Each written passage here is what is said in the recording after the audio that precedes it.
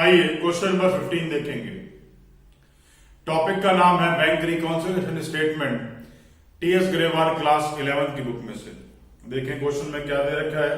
Question में हमसे बोला है कि भाई बैंक रिकॉन्सिलिएशन स्टेटमेंट प्रिपेयर किया जाए और उसके लिए हमें कैश बुक का ओवरड्राफ्ट बैलेंस दे रखा है, कैश बुक का नेगेटिव बैलेंस दे रखा है। तो सबसे पहले उसी को लिखूंगा क्रेडिट बैलेंस। क्रेडिट बैलेंस का मतलब होता है कि कैश बुक का negative balance, credit balance of cash book. Credit है तो माइनस में फिगर डाल दी 40,500। A check of rupees 5,000 drawn in favor of Manohar has not been presented for payment.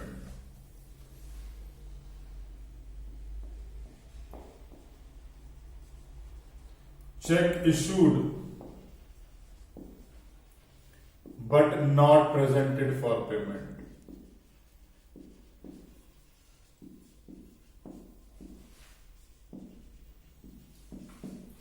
Cheque issue करा तो फर्क क्या पड़ा भाई, कैश बुक कम हो गई, पासबुक हमारी ज्यादा है। घर में समझदार कौन है? समझदार वो होता है जिसका बैलेंस दे रखा होता है, और समझदार आदमी दूसरे की बात मान लेता है। तो मतलब फिगर जो है हमारी प्लस हो जाएगी।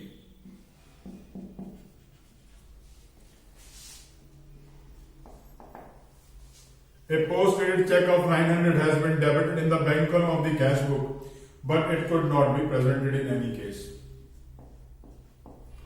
Post-dated check recorded in cash book. एक पोस्ट डेटेड चेक था, गलती से कैश बुक में रिकॉर्ड कर दिया, तो उसका फर्क क्या पड़ेगा भाई, कैश बुक ज्यादा हो गई, पासबुक क्या है, कम। घर में समझदार कौन है? समझदार वो होता है जिसका बैलेंस दे रखा होता है। किसका बैलेंस दे रखा है?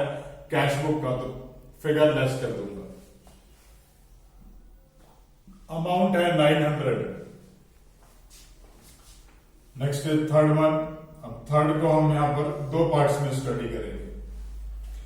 Check totaling rupees 10,200 deposited with the bank has not been collected.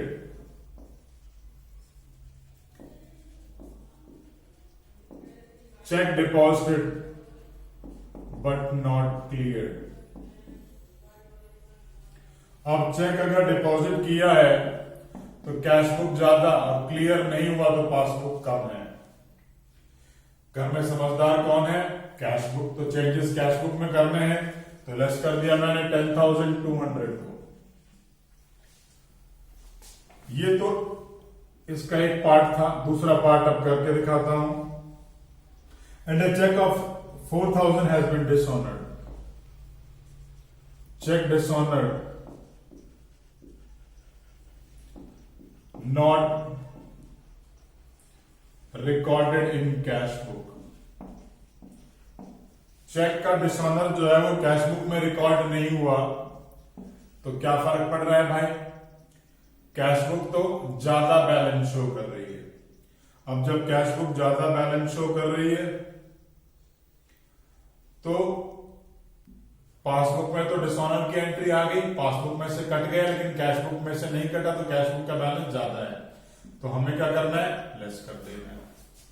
Amount है मेरा 4,000। A bill of 10,000 has been retired by the bank under the rebate of 150, but the full amount of the bill was credited in the bank column of the cash book.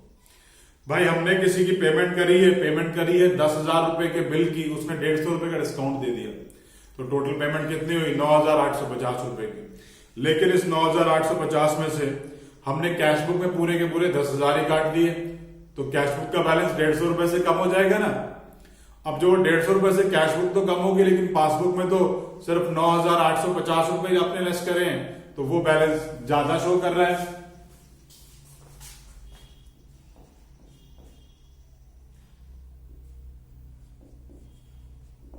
A bill of 10,000 retired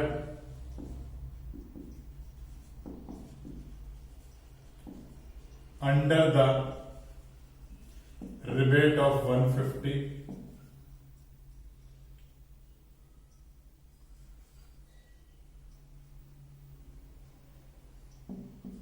full amount is recorded in cash book. Cash book में क्या हुआ, हमने पूरा amount record कर लिया। अब जब cash book में पूरा अमाउंट रिकॉर्ड किया तो कैश बुक 150 रुपए से कम हो गई, लेकिन पासबुक तो ज्यादा है। घर में समझदार कैश बुक है और चेंजेस कैश बुक में करेंगे तो ये फिगर जो है हमारे यहाँ प्लस आ गई 150। आइए दोनों साइड का टोटल कर लेते हैं। दिस इज 5150 और यहां का भी टोटल कर लेते हैं। This is 55,600।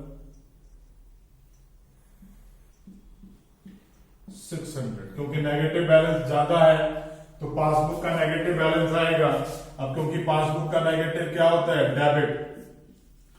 Debit balance as per passbook. Amount कैसे निकालूंगा, 55,600 माइनस 5,150 और ये वैल्यू मेरी आ जाएगी कितनी, ये वैल्यू आ गई है भाई मेरी 50,450।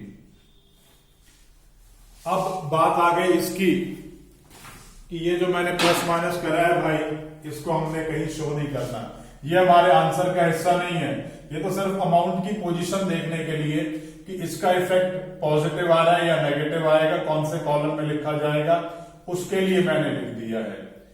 ठीक है जी, इसे हम वहां आंसर में प्रेजेंट नहीं करेंगे।